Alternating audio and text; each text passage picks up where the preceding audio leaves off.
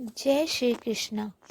ये कहानी भगवान कृष्ण के बाल काल की है। बचपन में श्री कृष्ण बड़े ही शरारती थे।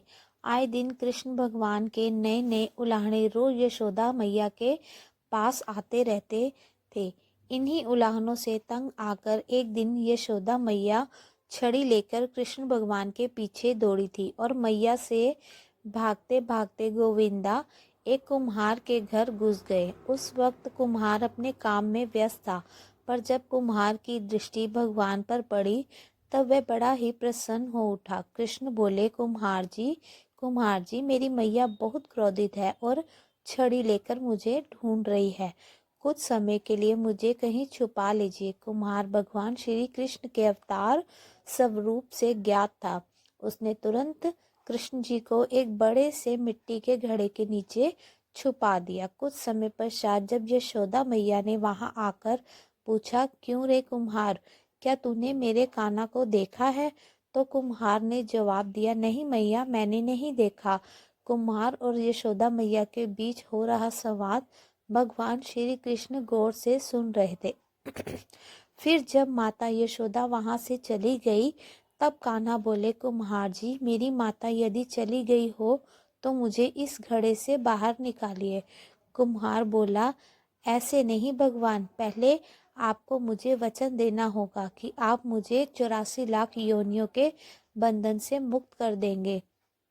कुम्हार की बात सुनकर कान्हा जी मुस्कुराए और बोले, ठीक कुम्हार, मैं वचन देता हूँ कि मैं तुम्हें 84 लाख योनियों के बंधन से मुक्ति दे दूंगा।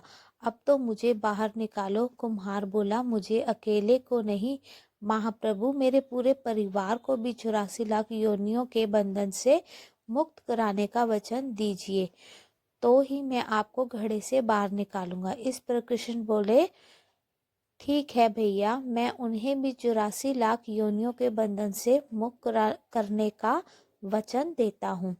अब तो बाहर निकाल दो।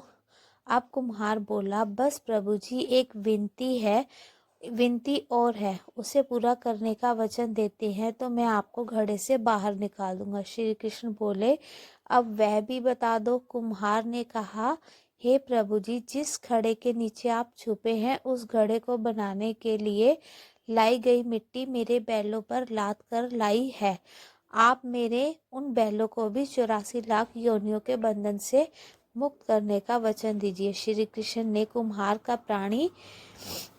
प्राणी प्रेम देखकर उन बैलों को भी मोक्ष देने का वचन दिया। कान्हा बोले, लो, तुम्हारी सभी इच्छाएं पूरी हो गई हैं। अब तो इस घड़े से मुझे बाहर निकालो।